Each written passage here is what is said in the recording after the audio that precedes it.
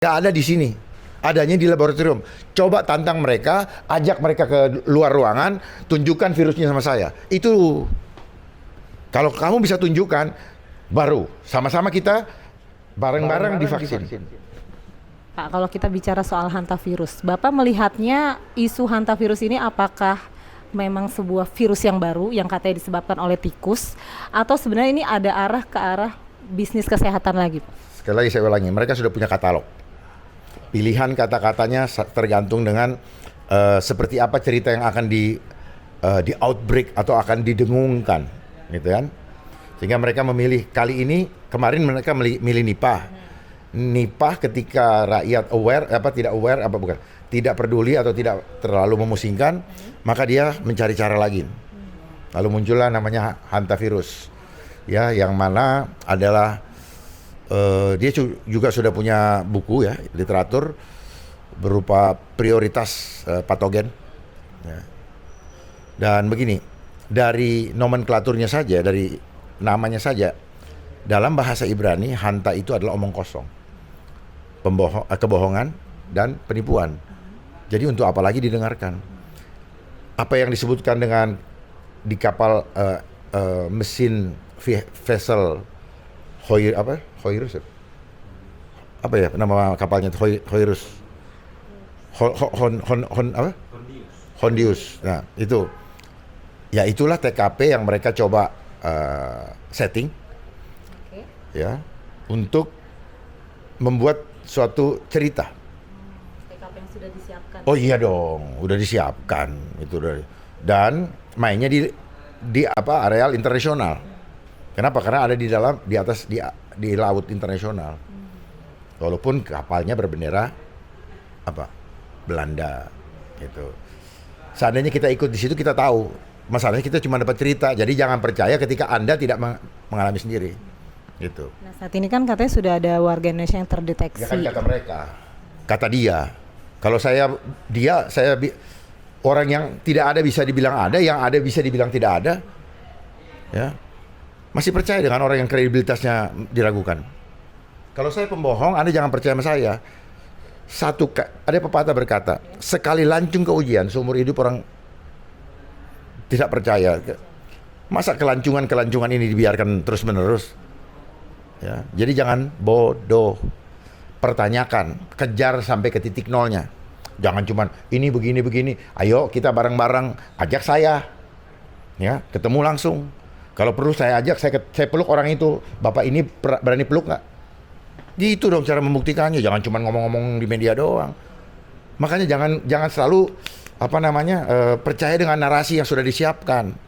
Itu loh. Makanya dunia ini diatur dengan narasi. Ya, makanya dunia ini disebut dalam bahasa Inggris word. Ya, diatur oleh word. Leader by word. Word, ngerti nggak? Itu bukan cocokologi loh ini. Memang ada simbol of thought-nya. Ada makna di balik itu. Word. Leader by word. Sejauh mana Bapak melihat isu hantavirus ini akan diarahkan lagi ke bisnis vaksin? Udah nggak usah dipercaya. Kalau hantavirus, gini loh, cari penyebabnya. Jangan cuma hantavirus. Saya juga besok bisa ngarang-ngarang. Ini namanya ngarang Ngarang bebas. Tapi udah dikasih skenarionya, tinggal mana dulu nih skenario yang mau dimunculkan. Udah gitu aja. Orang mereka juga begitu dilepas dari kantornya, ketemu di jalan, takut kok. Mereka kan cuma mainnya di media, di kantornya. Coba suruh ayo kita berbicara tanpa buku. Berani nggak? Ngomong aja. Pak, kalau kita lihat kan ini banyak yang berbicara para ahli epidemiolog. Nah, sementara ahli virus belum ada yang bicara. Gimana Bapak melihat? Yang mereka terima itu adalah ilmu nyontek. Oke? Bukan mereka yang bikin. Ya, untuk apa? Untuk menjustifikasi sesuatu keadaan hanya dengan data statistik. Dah. Sejauh mana? Oke. Jangan nyalain tikus, ya. Jangan nyalain tikus, ya. Jangan yang salahin mereka, yang sebenarnya mereka lah yang tikus. Paham ya? Perhatikan, kenapa mereka selalu menggunakan binatang? Kenapa mereka selalu menggunakan binatang? Karena jiwa mereka, jiwa yang penuh dengan hati binatang. Kok lu? Kok nggak tergelitik? Karena ini adalah mark of the beast. Ya, manusia yang punya jiwa binatang. Makanya apa? Hukum homo homini lupus, manusia menjadi serigala manusia yang lain. Makanya dia mainnya nama binatang. Kenapa dia main di kapal? Karena dia takut nanti diklaim atau dituntut oleh negara yang dipersalahkan sama dia. Contoh Cina. Makanya dia main di laut. Supaya jangan Cina. Enak aja kata Cina ngelawan. Itu harus cerdas. Come on media. Ya, jangan cuma terima aja. Challenge itu orang yang setiap mengeluarkan pernyataan. Saya lihat kalau dia yang ngeluarin pernyataan, kalian nggak pernah challenge. Dengar-dengar aja. Jangan challenge. Tahu challenge nggak? Ya bukan, kita apa namanya? Kita kulitin, kita kilik. Jangan cuman, oh begitu ya Pak, ini berbahaya. Jangan percaya dengan narasi konspirasi pandemi. Siapa yang konspirasi? Lu kali. Kan gitu. Soal ini Pak, vaksin hantavirus diduga sudah dibuat oleh PT Moderna dari tahun 2023. Betul, artinya ada Korea. Betul. Apakah ini ada indikasi memang virus ini sudah disiapkan sebelumnya? Sangat. Lah, virus ini adanya di laboratorium, nggak ada di sini nih, di ruangan ini nggak ada virusnya. Paham ya? Udah. Nggak ada di sini. Adanya di laboratorium. Coba tantang mereka, ajak mereka ke luar ruangan, tunjukkan virusnya sama saya. Itu kalau kamu bisa tunjukkan, baru sama-sama kita bareng-bareng divaksin. Paham ya? Siapa Jadi gini, percaya kalau tubuh kayak saya nggak mempan sama virus apapun juga. Karena saya percaya. Mindset ya Pak yang harus Bukan cuma mindset, jiwa. Mindset yang terganggu, mindset yang percaya, jiwanya ngikut. Jadi penting sekali revolusi pola pikir. Selama ini pola pikir kita adalah pola pikir yang distandarisasi, sehingga ketika keluar dari standar yang mereka tetapkan, kita kebingungan.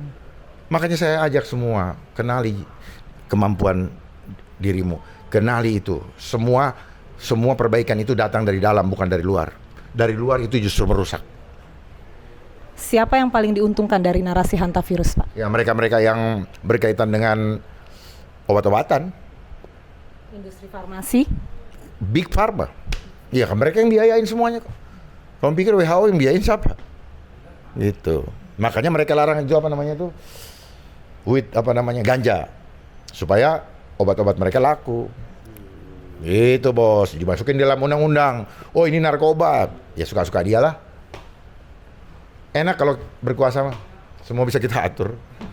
Bagaimana Bapak melihat Kementerian Kesehatan dalam menangani hantavirus ini Pak? Apakah sama kayak waktu COVID atau sudah lebih? Bukan. Menangani atau akan? Menangani isu hantavirus ini. Mereka sedang mencari cara tapi tidak cerdas. Bagaimana rakyat percaya supaya pemaksaan bisa dimulai. Jadi intinya begini, jangan sampai hindari rumah sakit. Supaya apa? Supaya jangan orang sakit apa aja semua dicatat berdasarkan jumlahnya bertambah, itu akan dijadikan dasar untuk dilakukannya KLB, diumumkannya KLB. Ini penting. Itu pemaksaan vaksin akan terjadi kalau KLB mereka umumkan. Cuman itu aja. Sejauh mana sih Pak pemerintah akan memberlakukan hantavirus ini seperti COVID-19, misalnya ada pembatasan, ada vaksin, dan juga aturan-aturan yang waktu itu kita alami waktu COVID. Daripada respon rakyat. Kalau rakyatnya diam-diam aja, tidak menyatakan sikap, ya seperti yang saya sampaikan tadi, bahwa tubuhku adalah bait Allah, ya selesai barang itu. Ya, Anda juga harus menyatakan sikap, percaya penuh kepada Tuhan, bukan kepada manusia yang dia sendiri tidak bisa menyelamatkan hidupnya. Dia ngomong aturan masalah hidup mati. Paham ya? Ya. Sejauh mana? Kecuali kalau dia bisa menentukan hidup mati dia. Sejauh mana masyarakat harus kritis terhadap kebijakan-kebijakan kesehatan dari pemerintah? Sejauh mana? Sejauh tidak sesuai dengan iman dan keyakinannya, selesai. Gampang aja. Kalau saya nggak yakin, kenapa Anda paksa? Kan kerjaan mereka karena kita tidak yakin, mereka paksa. Karena pokoknya saya maunya begitu. Kesehatan kok maksa? Kesehatan itu harus tenang, lembut. Kalau mau ya monggo, kalau nggak, itu sehat. Ya, jangan sampai mereka bicara kesehatan fisik, tapi orang yang memaksakan cara tersebut jiwanya tidak sehat. Karena undang-undang ini undang-undang yang menurut saya psikopat. Tahu ya?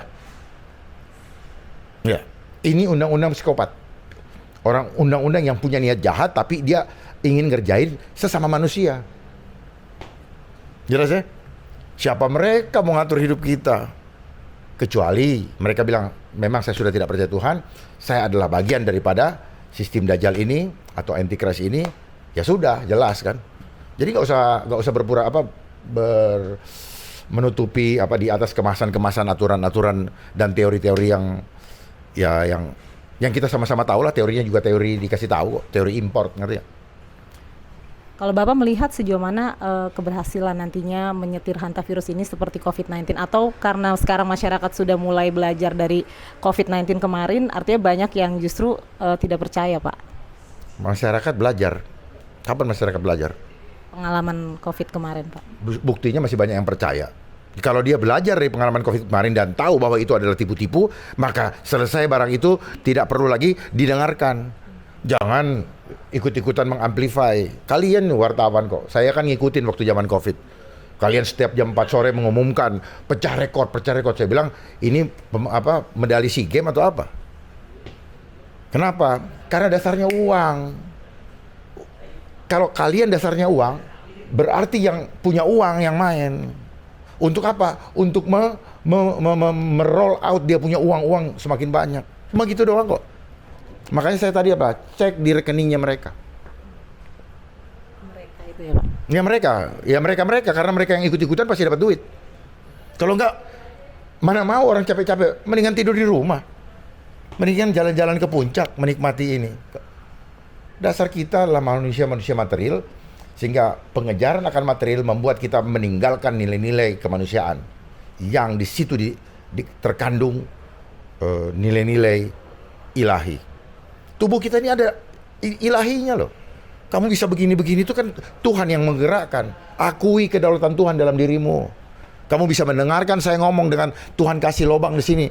Itu karena Tuhan memberikan kemampuan spiritual untuk bisa mendengarkan kata-kata dari mulut yang tidak ada, yang kosong juga ini. Karena ada nafas. Makanya yang mau dihantam oleh mereka nafas. Nafas itu adalah lambang kuasa Tuhan di dalam dirimu. Nafas, nefesi, ruah.